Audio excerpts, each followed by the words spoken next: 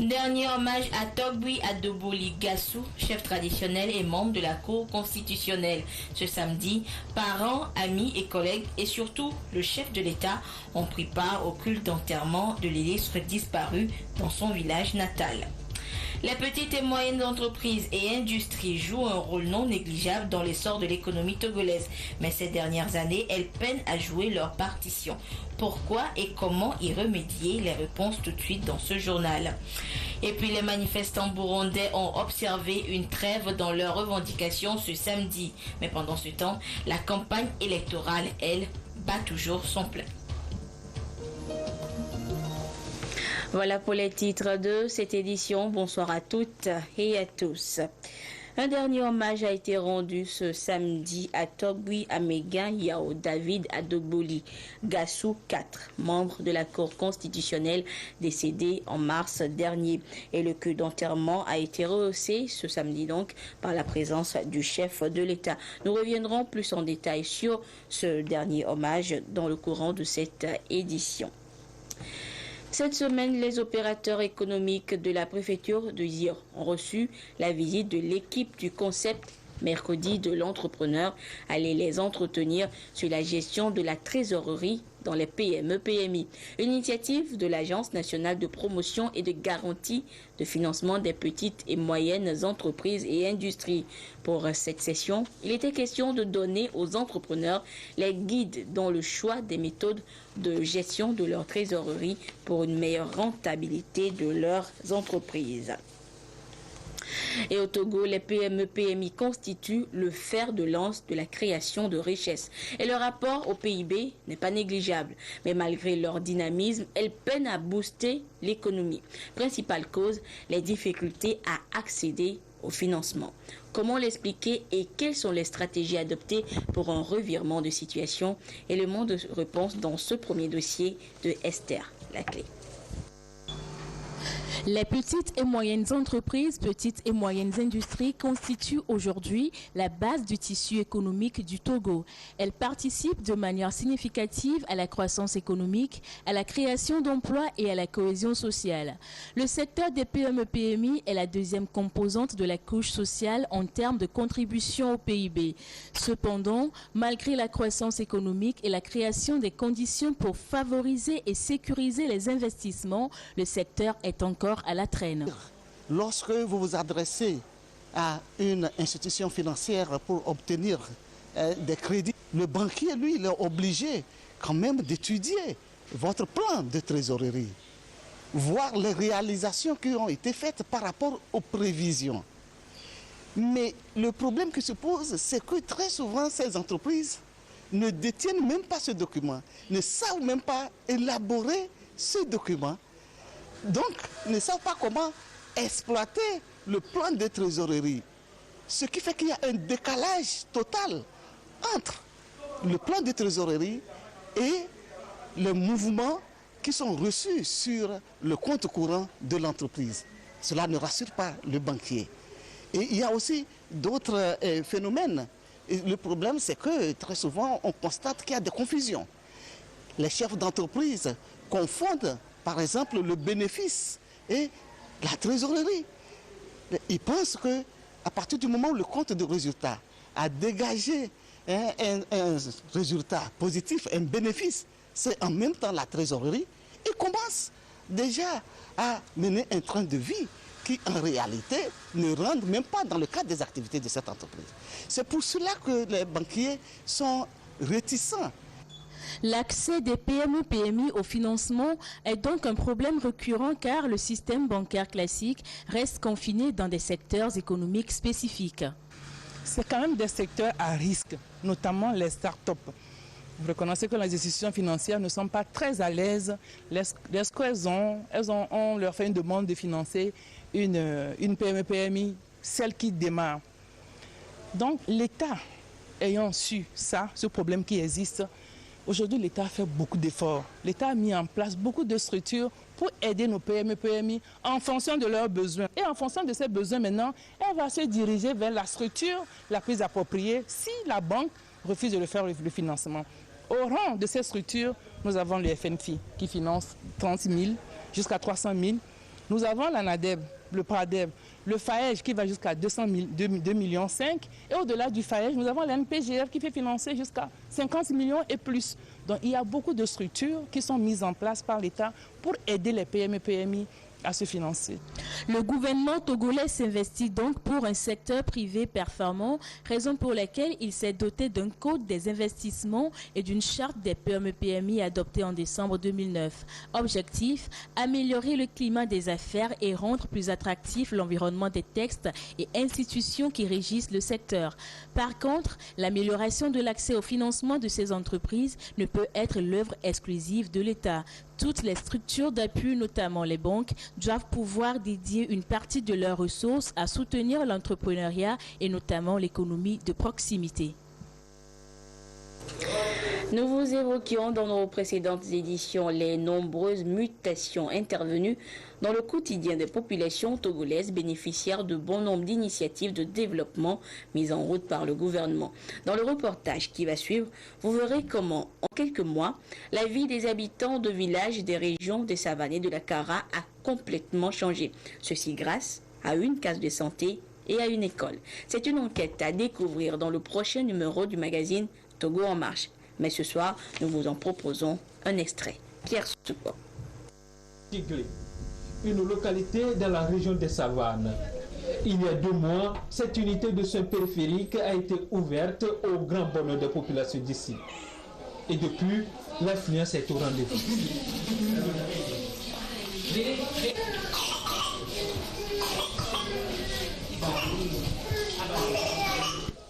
Elim est chef de poste de cette unité. Depuis son arrivée dans ce milieu, il est considéré comme un messie. Passionnément, il écoute ses patients à longueur de journée avec l'aide d'un interprète. Sortir le sang. Est-ce que tu n'as pas le temps? Je suis le premier à commencer ici. Dans nos prestations, nous avons presque toutes les maladies qu'on peut croiser, comme le paludisme, la diarrhée, la pneumonie et toute autre maladie. On croise, on les reçoit et on traite ce qu'on peut traiter ici. Et le reste, ce qu'on ne peut pas traiter, le plateau technique ne nous permet pas de faire ici. On les évacue à Dakon pour une meilleure prise en charge. Je suis en train de faire la sensibilisation dans les quartiers, dans les villages, pour que les gens puissent avoir une connaissance sur l'ouverture de ces centres. Et depuis que j'ai commencé la sensibilisation, je vois qu'il y a une forte fréquentation, c'est-à-dire qu'il y a une croissance par rapport au début. Il y a un changement. Dans la salle attenante, nous découvrons la collaboratrice de Elim. En l'espace de 2 mois, beaucoup de nouveau-nés sont déjà passés entre ses mains. La construction de ce cadre a véritablement influé sur le quotidien des hommes et femmes d'ici. Avant, nous faisons des heures de marche pour atteindre un centre de santé, des fois avec beaucoup d'insécurité. Aujourd'hui, je suis très contente que nous ayons cette unité de soins de proximité. Même nos enfants pourront désormais se faire soigner facilement.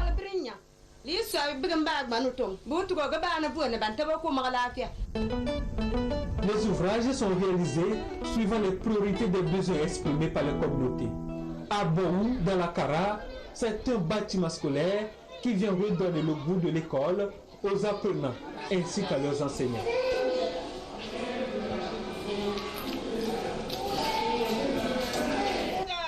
La construction de ce bâtiment a presque triplé l'effectif des élèves dans cet établissement qui ouvre pour cette année la maternelle.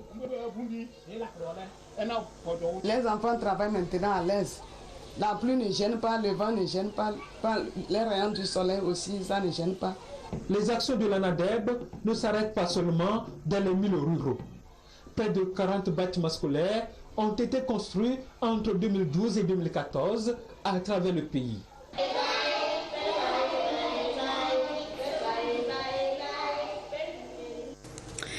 Et on en vient au dernier hommage rendu ce samedi à Togui Améguin Yao David Adogo Ligassou 4, membre de la Cour constitutionnelle, décédé en mars dernier. Parents, amis, chefs traditionnels et collègues de la Cour ont pris part à ses obsèques à Arlon, dans la préfecture de Daï. Le culte d'enterrement a surtout été rehaussé par la présence du chef de l'État, Faure Issoudimna Gnazingbe. Le compte rendu avec Aimé Abalo.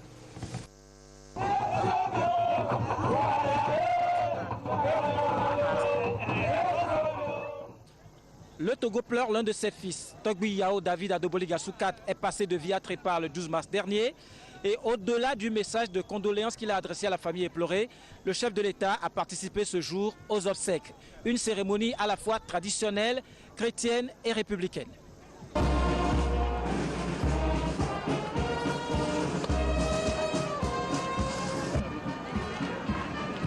Invité son Excellence,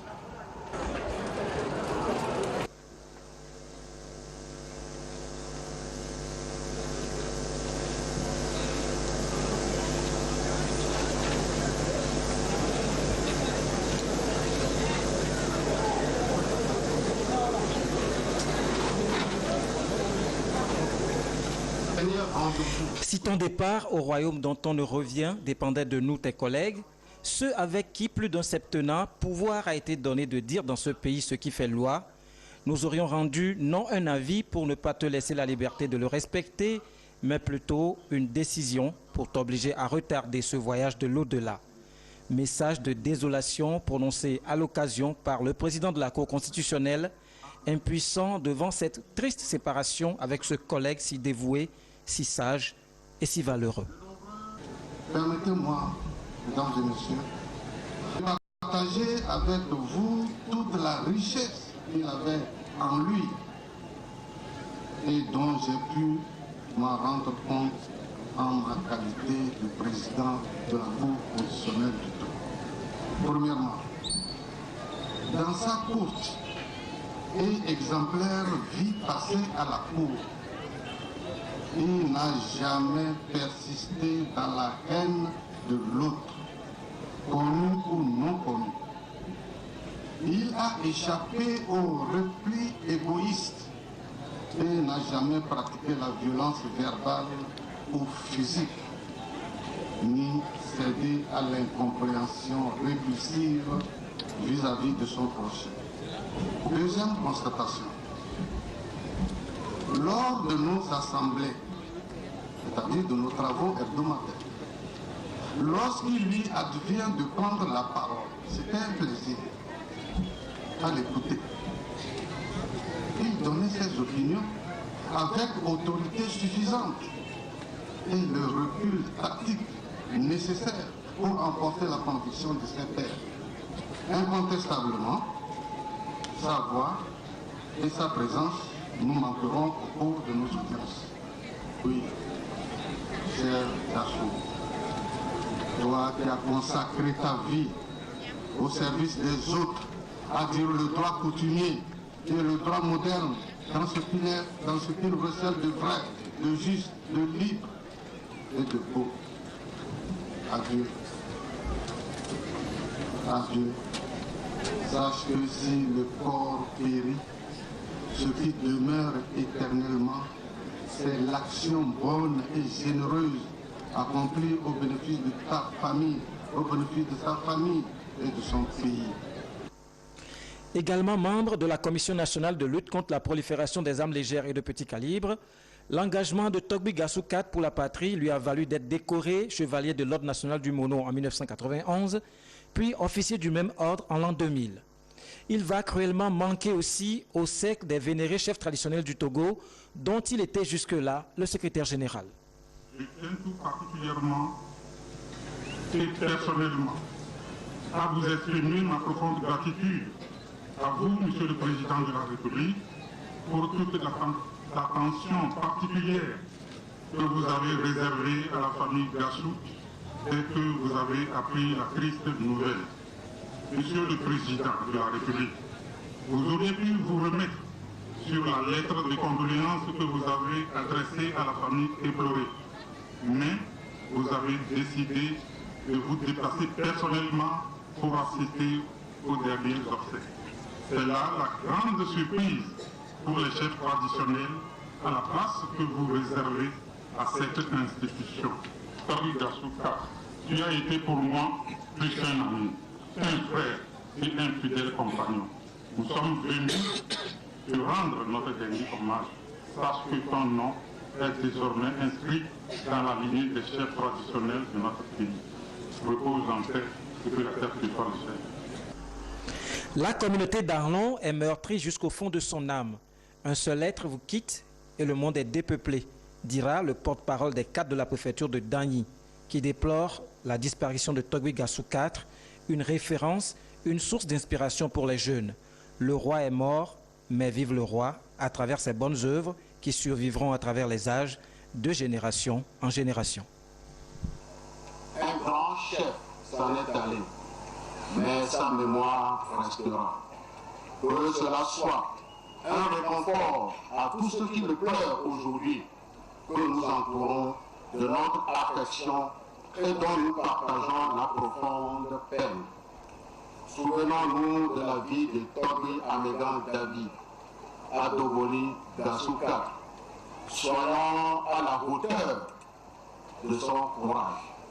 Comme il nous l'aurait demandé, continuons son œuvre.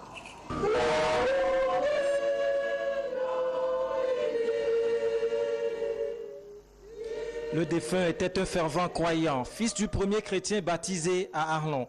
Cette fois, il l'a pratiqué de son vivant au sein de l'église évangélique presbytérienne du Togo, qui a prié pour le repos de son âme au cours de ce culte d'adieu. Togui Gassou IV a fini sa partition. Il nous laisse sur la scène. Peuple de Dieu, descendons de nos montagnes pour servir les autres, pour la gloire de Dieu. C'est ce service qui imprime une valeur à notre existence. Et quand l'heure de départ nous surprendrait, nous n'aurions pas vécu inutilement. Que le Seigneur Jésus le Christ lui-même nous vienne en aide dans notre difficile mais noble mission. Amen.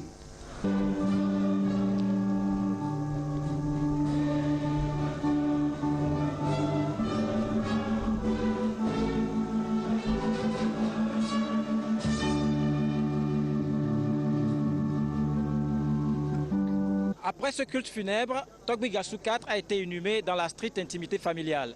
Il repose désormais au Panthéon royal des divinités d'Arlon. Et selon la tradition, un de ses fils ou un membre de sa lignée devra le succéder.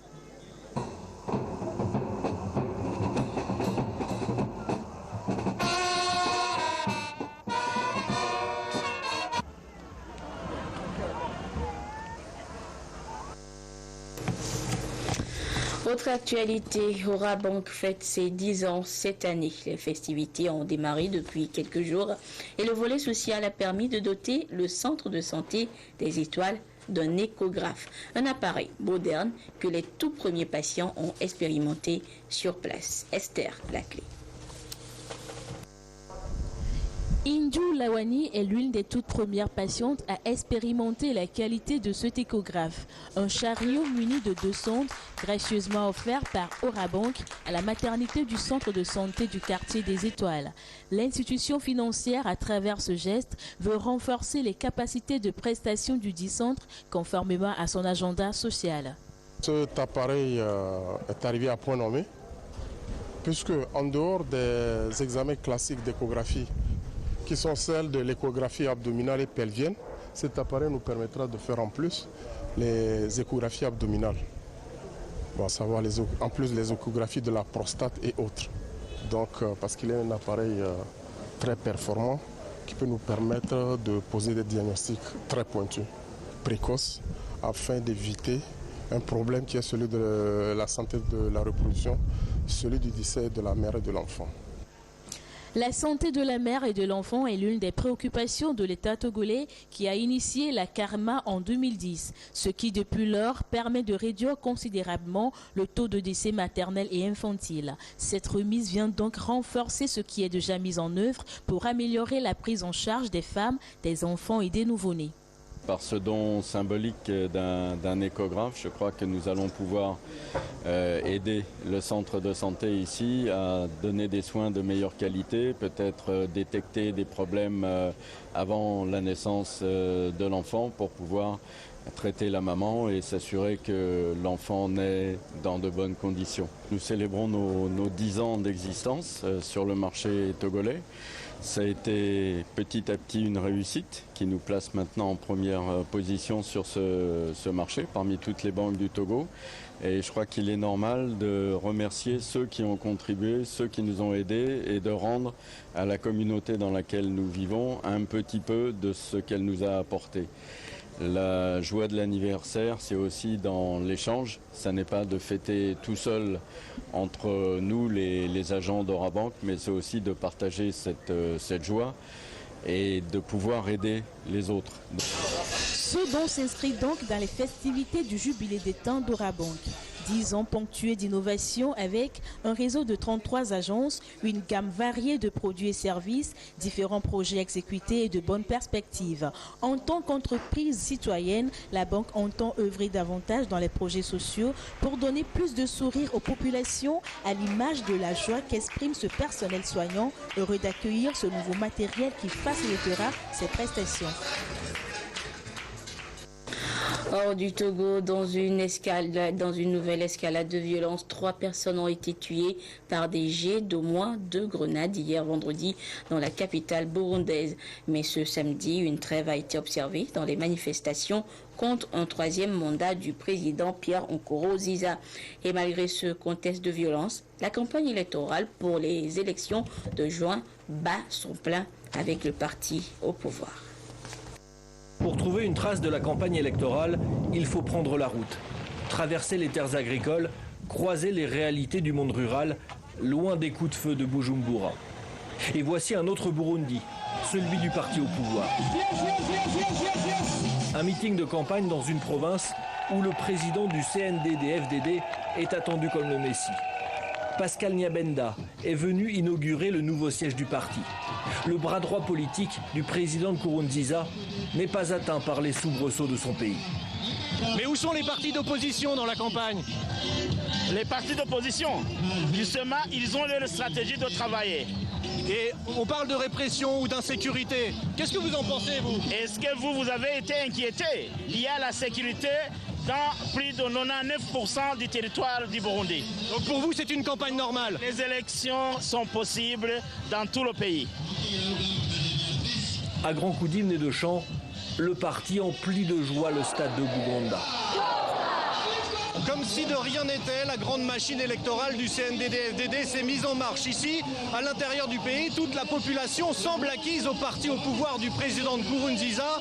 Les mots répression ou insécurité ne semblent pas faire partie des préoccupations. Vous croyez pas à la répression du pouvoir? Non. Non.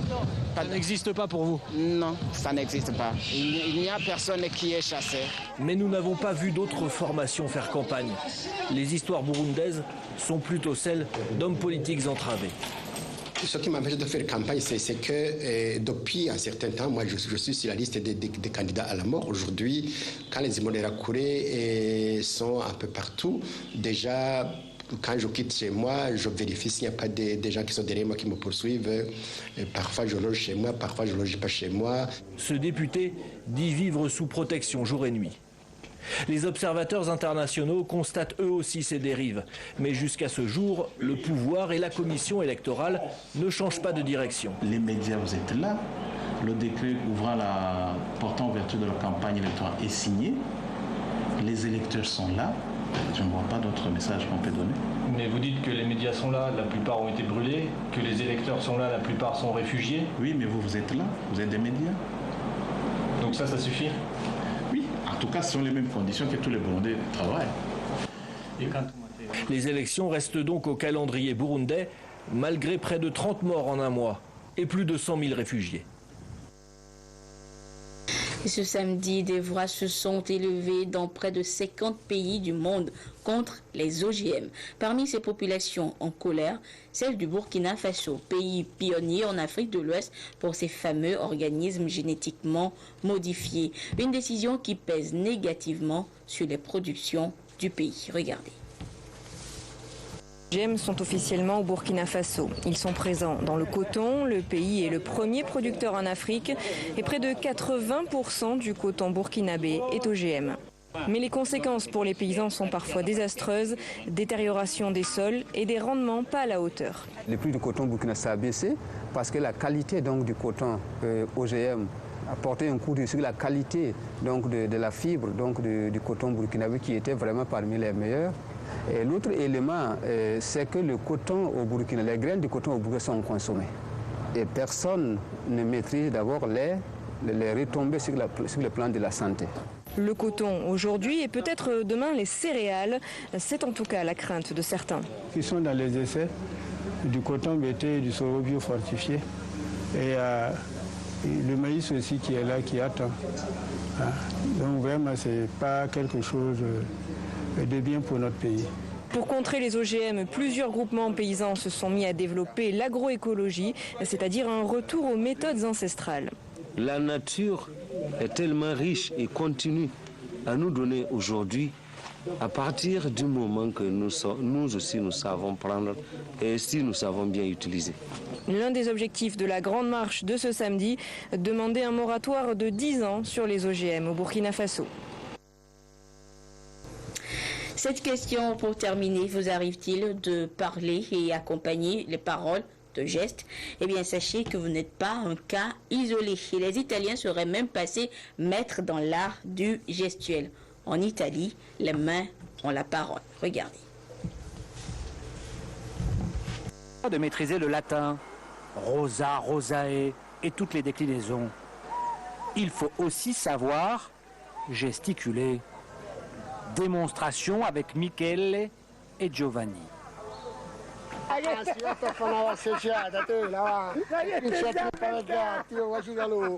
Voilà déjà une phrase riche en gestes qui nécessite une traduction. Alors dans l'ordre, va-t'en, loin, n'insiste pas, mais qu'est-ce que tu racontes?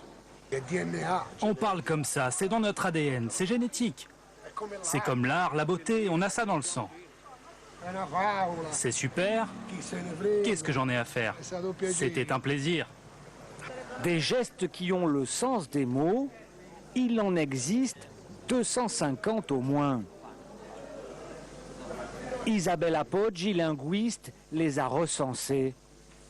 Et elle a surtout trouvé pourquoi l'italien est si riche en gesticulation. Vous voyez, les Italiens ont souvent été envahis. Ils ont trouvé une façon de communiquer un peu clandestine qui pouvait être utilisée sans être comprise par les occupants. Et s'il y a bien une ville en Italie où les invasions successives ont connu, c'est Naples. 2700 ans de passage, il y a eu les Grecs, les Byzantins, les Normands, les Français et les Espagnols. Alors la cryptographie du geste, on maîtrise sur le bout des doigts. Qu'est-ce que ça veut dire ce geste? Ça veut dire qu'au niveau des finances, ça ne va pas fort. Ce geste, il est compris par tout le monde à Naples. Et ce qui est fascinant avec les Italiens, regardez, c'est qu'ils parlent avec les mains, même quand leur interlocuteur au bout du fil ne les voit pas. Sachez que la Confédération africaine de boxe tient son assemblée générale ordinaire à Lomé. C'est une manière pour les organisateurs de revaloriser la boxe africaine. Le compte rendu avec Modeste Kouma. La boxe africaine regresse depuis quelques années au plan mondial. Conscients de cette situation, les représentants des 53 fédérations du continent veulent redynamiser la Confédération africaine de boxe, promouvoir le noble art et développer la boxe féminine en Afrique. C'est la mission assignée à cette Assemblée générale ordinaire de Lomé. Le congrès de ce jour aura à statuer sur les règlements intérieurs que nous impose cette discipline. pourront certainement élire le président de commission. Nous avons presque 17 commissions. Mais en attendant, et pour un démarrage, je mets en branle 5 commissions. Les défis à relever par la boxe africaine sont immenses et les congressistes attendent beaucoup de cette assise. Nous sommes de cœur avec lui et que nous sommes prêts à le soutenir par rapport à toutes ces œuvres qu'il compte mettre en place pour la relance de la boxe africaine. Et mais aussi surtout contribuer à notre manière à porter le grain de sel au développement, à la vulgarisation et à la pratique de la boxe sur tout le territoire africain. Tous les boxeurs, tous les entraîneurs, tous les juges arbitres, tous les médecins de ring attendent de ce congrès. Des résolutions qui sortiront de ce congrès, c'est sûr, vont permettre à la boxe africaine de renaître. La promotion de la boxe africaine requiert la contribution de tous les États et le gouvernement togolais entend accompagner la CAB. Je veux vous rassurer que le gouvernement togolais ne ménagera aucun effort dans la mise en œuvre des différentes stratégies que vous mettrez en place pour rechercher l'excellence dans la promotion de la boxe sur le continent africain. Les travaux ont abouti à une feuille de route dénommée Pacte de Lomé.